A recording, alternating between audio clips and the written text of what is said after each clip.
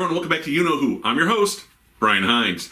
And hey, let's go get a fade. I'm grossly unqualified to talk about today's episode. This is The Story in the Engine.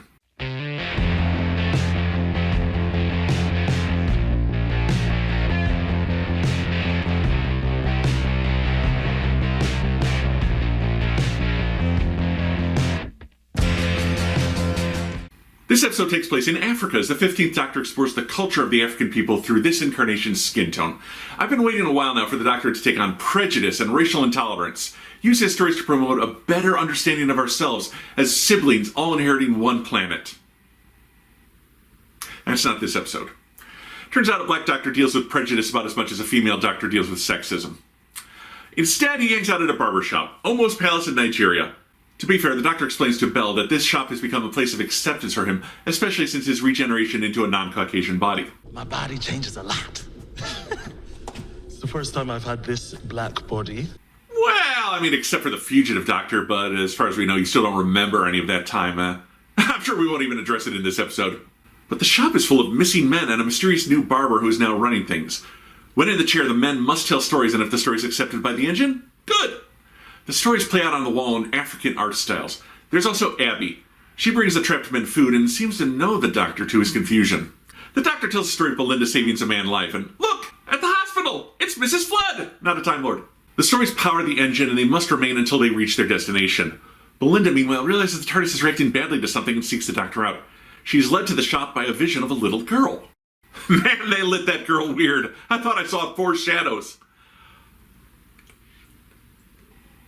When they try to leave, they're almost sucked out into the void where the barbershop exists on the back of an enormous spider on a web. Belle arrives in the shop and is also trapped. The Doctor demands to know who is the barber. I go by many names. Anansi, Saga, Bastet. He can't be a god, he didn't even laugh. Ha ha ha ha ha ha. The Doctor doesn't buy it. He's met several of the gods that the barbers mentioned, and they aren't him.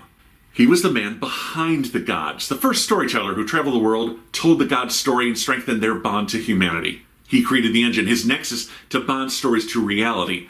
But when it worked without him, the gods discarded him. All he has left is his engine, a smaller nexus, driving this shop. And the Doctor finally recognizes the woman, Abina, the daughter of Anansi.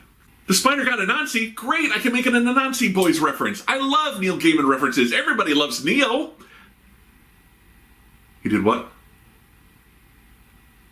Anansi once purposely lost a bet to marry her to the Doctor, but he left her behind. Or rather, she did.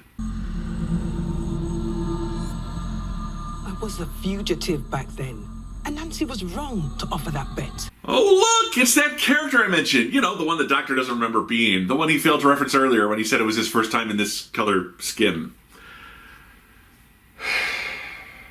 Once they reach the heart of the Nexus, the barber will become Storyteller Supreme. But the Doctor suspects more sinister motives and provokes the barber into admitting he's going to erase the gods from memory. With no gods or stories, humanity will be damaged, losing their ability to hold on to traditions. Belinda encourages Abina to stop this, to be a better person than her cruel father. She will give the Doctor a haircut. She tells the story of how slaves tried to escape and free others. To keep their plan secret, they braided their hair into a sort of secret language of maps, just like she's doing with the Doctor. He uses the Sonic to short out the shop and escapes with Belinda, his hair a map to freedom. They find the story engine, a sort of brain tree thing. The barber tries to stop them, but the Doctor is connected to the engine, and it starts experiencing all his past lives. This overloads the engine. They'll all die unless the barber releases them. He does, and they escape the barbershop as it destroys the spider, but the barbershop in Africa remains. Omo decides to retire and turns his barbershop over to the barber. He will continue to collect people's stories. Belle asks the Doctor if she saw a child like she did, but he thinks it must be the stories leaking from the engine, and they depart. I've never felt less qualified to review an episode of Doctor Who. I'm not going anywhere near the cultural stuff. I'm unfamiliar, and I don't want good intentions to lead to me saying something that comes across as ignorant.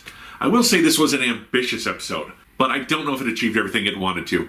We spent the last season and a half saying gods are chaotic monsters from beyond the universe, but I guess there are normal, reality-based gods too.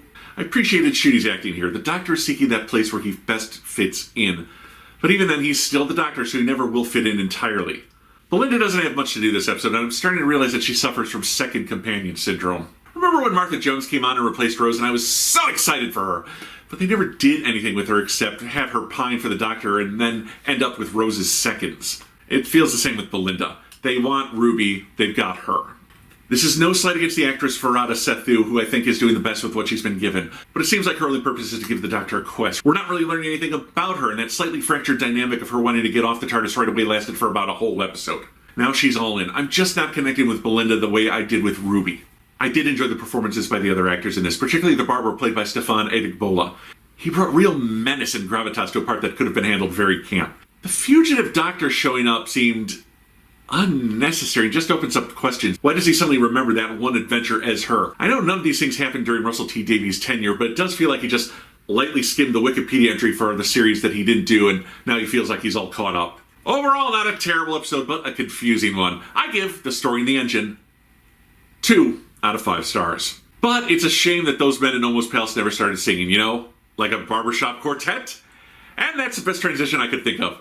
Next up is the Interstellar Song Contest. Let's start it on a good note. The Doctor and Belinda arrive on a space station hosting an Interstellar Song Contest. Just like the title. And look, in the crowd watching the Doctor and Belinda, it's Mrs. Flood. Not a Time Lord, and I stand by that. And they're watching a commercial about Poppy Honey. Not foreshadowing. Although I don't stand behind that. Unfortunately, they've taken the seats of Mike, who doesn't dress like he's in the future, and Gary, who sort of does. Meanwhile, robot drones have been taken over by a horned alien named Kid. He's a Hellion. They broadcast the dress rehearsal in place of the live show, then open the space station to the void, though at the last minute, Wynn shuts the box seats, saving a singer she recognized named Cora, as well as Belinda. The Doctor and the audience all freeze in the vacuum. Belinda has a panic attack thinking she's stranded, though Cora and her manager calm her down, and in space, the Doctor has a vision. Go back, grandfather. Go back. Look, I read here, just assume I did a spit take. Susan? Wow. I can't wait to see how this pays off. You don't just bring back the long-lost granddaughter of the main character and do nothing with her. I mean, what the hell? The Doctor revives and uses a confetti cannon and Newton's first law, not the one about Mavity, to fly back to the station. Mike and Gary resuscitate him. The Doctor knows the audience is still alive in suspended animation. They can be saved. The Doctor finds the code the Hellions are uploading. Activated, it's a lethal sonic attack being broadcast into every home watching. The boys get onto a computer and this happens. Welcome, visitors. Hello. Wishing I hadn't sold my likeness in perpetuity, but here we are. No way! Hey, it's that guy I see on YouTube all the time interviewing British celebrities. I want to say Jimmy Kimmel, but I know that's not right. The Doctor and Kid get in a video chat and trade threats. The Delta wave is at 95%. Cora recognizes Wynn and Kid. She's also a Hellion, but she had her horns removed to blend in and avoid stereotyping. We learned that the corporation, again, no mention of an actual name, brought Helia to harvest a poppy that provides real honey flavoring. And all that's left on the planet is industrial ruin and a bunch of pissed-off Hellions, badmouthed by the corporation's PR. The corporation sponsored the contest, so Kid will exact his revenge on every viewer for their implied support.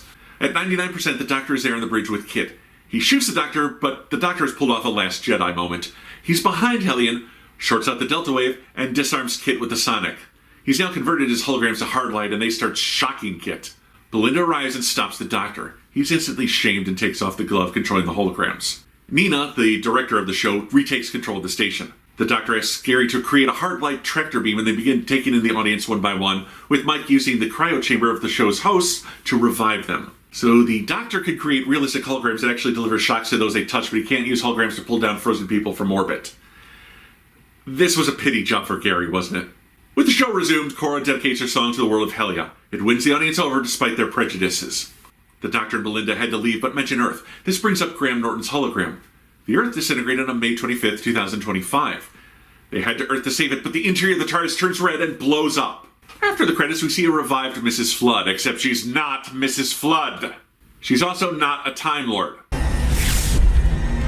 Not any Time Lord, that is, huh? Although she's become a Ronnie, while I'm the Ronnie.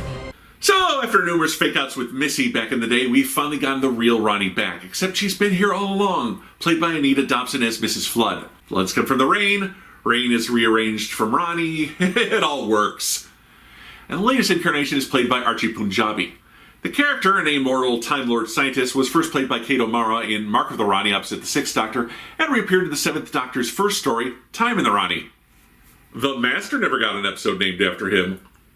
So that's 1 season long, or rather 2 seasons long question answered. So Doctor versus Terrorist isn't a story beat I recall seeing too much, but it does let him get on his high horse a bit, only to be knocked off it once he crosses a line. In fact, I think the trope in New Who of the Doctor turning evil when he thinks his companion is dead is a bit overplayed. I mean, we saw it with Capaldi during The Witch's Familiar. It just feels like we've done it. Actors all did fine this time around. Wonderful to see Carol Ann Ford back after all this time as the Doctor's granddaughter Susan. Last seen in The Five Doctors, and of course she's over at Big Finish. And Freddie Fox's kid was sufficiently pissed off that I bought him as a terrorist. Everyone else was okay. Aside from them and the Ronnie actresses, no one really stood out that much. It was fine. There were a lot of moving parts and so much supporting cast. I think we could have cut one or two. Did we really need Graham Norton outside of points for the cameo? I'm not sure Gary and Mike were necessary. It seemed like the Doctor was smart enough to have done all these things himself, and I didn't like that whole thing at the end of them flirting with the Doctor right in front of each other. Don't know if I see that relationship going the distance or not. I'm not really familiar with British reality television, so I can't speak about the host Ryland Clark, but good lord, that man's teeth are unnervingly white. One person who probably could have been cut was the TV director played by Karuna Stamel, although I'm glad they didn't. Like in the Peter Capaldi episode The Pyramid at the End of the World, they cast a little person actor in a role not specifically written for a little person, and I always appreciate when they do things like that.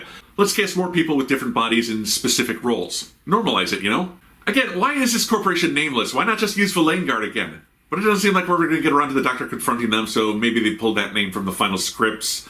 It just seemed weird that it's always the corporation, like all restaurants are Taco Bell, I don't know. So while the final product was a bit too busy, it had an explosive ending and sets up the season finale nicely.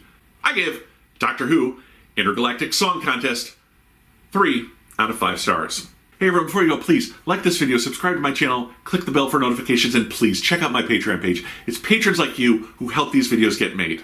I'll see you back here next time for my review of the season finale. Until then, this is You Know Who, and I'm your host, Brian Heinz.